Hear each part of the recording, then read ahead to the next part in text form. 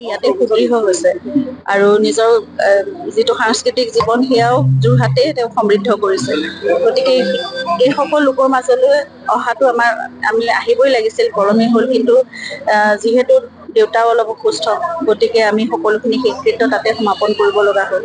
কিন্তু ইয়াত আমি 13 দিনীয়া মাংগলিক কাৰ্যখিনি আজি অনুষ্ঠিত কৰিছোঁ যোৰহাটৰ ৰাইজে। গতিকে আমি সকলো পৰিয়ালৰ লোকো একেলগে ইয়াত সন্মিলিত হৈছোঁ। আমি একেলগে প্ৰাৰ্থনা কৰিম জুবিনৰ সেইখন পৃথিৱীলৈ যাত্ৰাও যাতে সুগম হওক আৰু তেওঁৰ যিখিনি আধৰুৱা কাম ৰৈ গৈছে আমি সকলোৱে মিলি সেইখিনি সম্পূৰ্ণ কৰিম, সেয়া আমাৰ সকলোৰে মনত প্ৰতিশ্ৰুতি বা অংগীকাৰ আছে। গতিকে মই জানো নিজৰ ঠাইৰ মানুহখিনিয়ে মোক সদায় আপোন হৈয়ে থাকিব আৰু এই কামখিনি আমি একেলগে সকলোৱে আগবঢ়াই লৈ যাম। আপুনি যোৰহাটৰ বোৱাৰী, সেইটোলৈ সঁচাই সকলোৱে আপোনাক মৰমৰ আকুলতাৰে আপোনাক বান্ধি ৰাখে সদায়।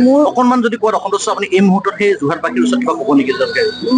মই প্ৰথমেই তেওঁলোকৰ ওচৰত ক্ষমা বিচাৰিছোঁ আৰু এইটো কথাই ক'ব বিচাৰিছোঁ যে আমি যদি জুবিনক ইয়ালৈ লৈ আহিব পাৰিলোহেঁতেন পোনে পোনে, তেতিয়াহ'লে আমাৰ কাৰণেও খুব সুখবৰ হ'লহেঁতেন। কিন্তু পৰিয়ালটো আমি এতিয়া আছোঁ গুৱাহাটীত, গতিকে দেউতা অসুস্থ, আৰু ওচৰতে আমি যাতে সহজে তেওঁৰ ওচৰলৈ গৈ পেলাই বন্তি এগছি জ্বলাব পাৰোঁ, মোৰ মনৰ কথাও খুলি ক'ব বিচাৰিম। এতিয়া তেওঁতো প্ৰতিটো ক্ষেত্ৰত মোক তেওঁৱে বাট দেখুৱাই নিব লাগিব, গতিকে মই সেই প্ৰাৰ্থনাটো মই ওচৰতে যাতে আমি পাওঁ সকলোৱে। আৰু দেউতাৰ কাৰণে বিশেষকৈ ইয়ালৈ অহাটো সম্ভৱেই নহয়। আজি আহিব খুব মন আছিল তেওঁৰ, কিন্তু তেওঁ আহিব নোৱাৰে, সেইকাৰণে আমি এইটো সিদ্ধান্ত ল'ব লগা হ'ল।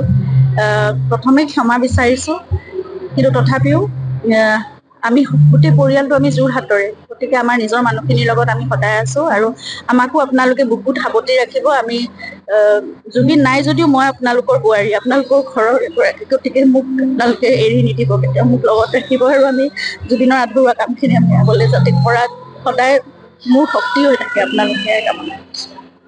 অসমৰ ৰাইজৰ এটা বিশ্বাস কৰিছিল আচলতে জুবিনে মোক সেইটোৱে শিকাইছিল। জুবিনে মোক আৰম্ভণিৰ পৰা শিকাইছিল কাক মই বিশ্বাস কৰিব লাগে, কাক কেনেকে, তেওঁৰ লগত কোন থাকে।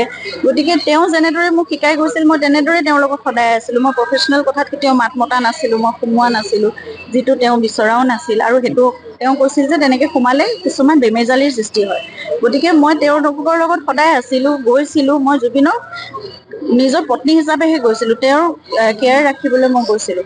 তাৰ মাজতে দুই এটা কথা মই কিছু জানিছিলোঁ, বেলেগ কথা, কিন্তু মই বাকী অন্য প্ৰফেচনেল কথা একোৱেই নাজানো, এতিয়াও নাজানো।